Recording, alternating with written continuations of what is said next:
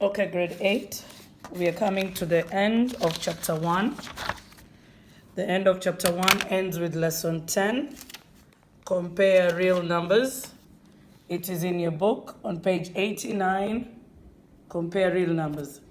In this lesson, you must know all the vocabulary we have used from lesson 1 to lesson 9 to include these two. Okay? All the vocabulary we've used and we've learned, we have to use them here. Okay, so let's start. What is a real number? Any number that can be written on the number line is called a real number. Okay? If you can put it on the number line, then it is a real number. Okay? The real number is made up of two parts. It is made up of rational numbers and irrational numbers. So you must remember what are rational numbers from lesson 2. Okay? You must remember. Now we are going to learn about irrational numbers. You've already seen them, we just didn't name them. Okay? So the real number system is made up of two parts. The two parts are called the rational numbers, and the other one is called the irrational numbers. So like you see, I wrote here and I broke it down. So one part is called the rational numbers, and the other part is called the irrational numbers. And as you can see, the rational numbers is bigger than the irrational numbers. There are more numbers here than on this side. Okay? Now, we wrote examples of rational numbers. -3, 15, square root of 36, cube root of 64, 72 hundredths repeating. I wrote 79 hundredths repeating, half, and -4 out of -4 and 3 out of 8, or -4 and 3/8. Okay? So how do you know a number is a rational number? When you change the number to a decimal and you get it and you get a terminating decimal or a repeating decimal. If I give you a number and I ask you change it to a decimal, and the decimal you get is terminating, or you get a repeating decimal, then you are a rational number. So, irrational numbers are the opposite of rational numbers. So that means you will not get a decimal that terminates. You will not get a decimal that repeats. So, that is what we said. Irrational numbers are numbers when I change to a decimal, I get a non-repeating, non-terminating decimal. Okay? And here we've given examples. Pi, square root of 2, square root of 24, square root of 12, cube root of 4, cube root of 31, and so forth. These are just examples. Okay. So I go ahead and say the rational numbers make the biggest part of the real number system. The irrational numbers make the smallest part of the real number system. Okay? Numbers that are rational, what are their names? Examples of rational numbers: whole numbers, natural numbers, integers, terminating decimals, repeating decimals, proper fractions, negative fractions, negative decimals that terminate or repeat, perfect squares, perfect cubes, square root of perfect squares, cube roots of perfect cubes. If you get any of these numbers, they belong there. What are irrational numbers?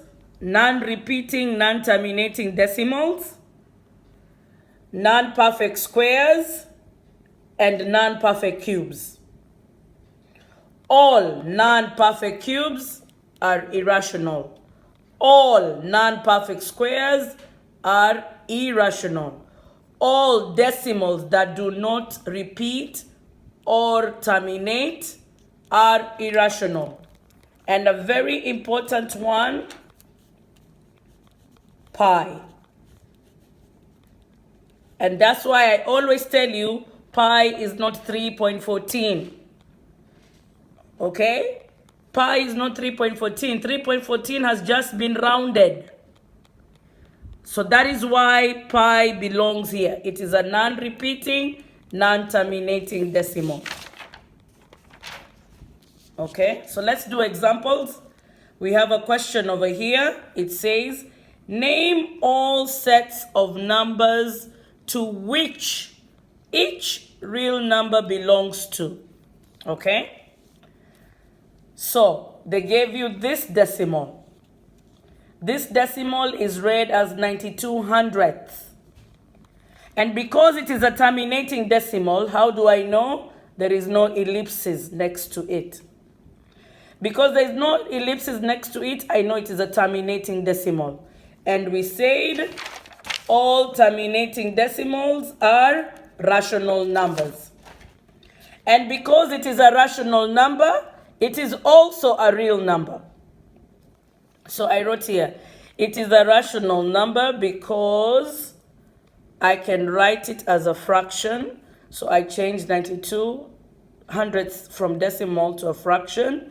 And then I simplified because all fractions must be simplified. And I also said another reason is because it is a terminating decimal. Okay? All terminating decimals are rational numbers. All numbers that can be expressed as a fraction, I can write it. I can say it is a rational number. All right. So, let us talk about this one. So now we have the square root of 144. It is a rational number. It is also an integer. It is also a whole number. It is also a natural number. And it is a real number. The minute you write rational, you must write real. You must. The minute you put rational, you have to use the word real, okay? Now let us see the because. Why? Because the square root of 144 is 12. And 12 is an integer. 12 is a whole number. 12 is a natural number. 12 is a real number. So that is the reason. Okay? All right. Let us look at this one. We have been given pi. So I said it is an irrational number and a real number. It is an irrational number and a real number. Because when I convert pi to a decimal, I get this decimal right here. How did I do that? I pressed on, I pressed shift, and I pressed pi. Do you see that? Pi is right there.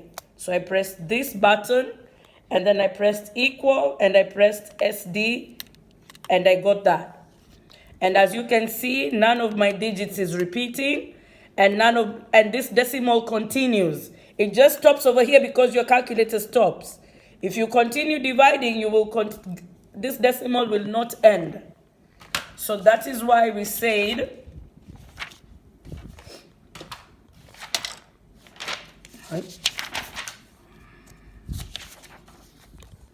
so that's why I said it continues from there. So because when I converted pi to a decimal, I get 3.141592654 with ellipses.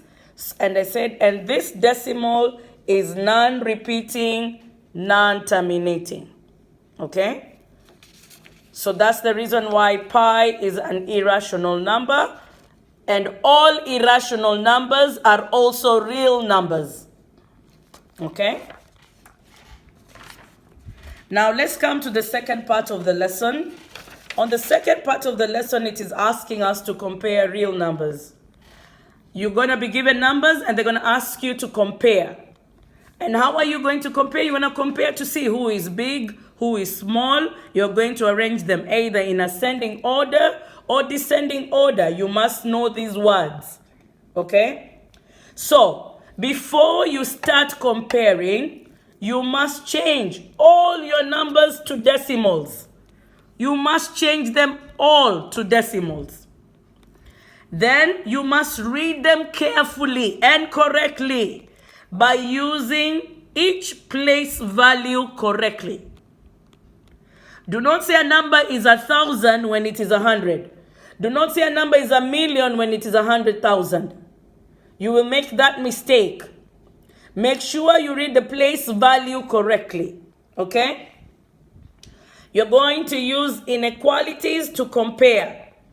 What inequalities are you going to use? Less than, greater than, or equal to. Do not confuse the less than and the greater than sign.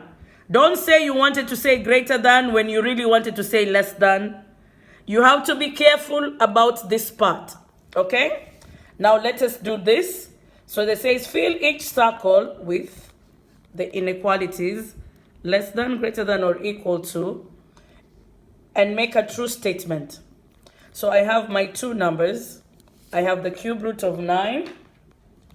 So I'm going to do here, shift cube root of 9 equals, and I got 2.08, 2.080083823, and I put ellipses because 9 is not a perfect cube. So this decimal is not repeating, not terminating. That makes 9 an irrational number. Then I want to change this to a decimal. I don't need to worry about the 4, so I just write the 4 here. I don't even need to continue. This starts with 2, this starts with 4. So this will be less than. But let's just change this in the calculator. So you press shift, you press the fraction bar, you get your 3 boxes, you write 4, and you write what? 7 out of 12, 7 out of 12, and there, that looks like a repeating decimal. So that is 4.58333 and ellipses. So there you go. This whole number is 2, this whole number is 4. 2 is less than 4, so that's why I wrote that there. All right, let us continue. All right, so now we have these two numbers. This is a percent, so I can write it as a fraction, 29.62 out of 100. Okay, then change it to a decimal, 29.62 divide by 100, and I got 0.2962. Then I want to do the square root of 800. So 0.08, we get that, and I get 0.2828427,125, and I put my ellipses. Then I look. This one starts with 2, this one starts with 2. Then this is 9, then this is 8. So this is smaller, so this is bigger. So then 29.62% is greater than the square root of 800. Greater. Always write in words so that you remember. You remember what you wanted to say, okay? This one was less. The more you write, the more it remains in your brain. Okay, all right. Let us do this one.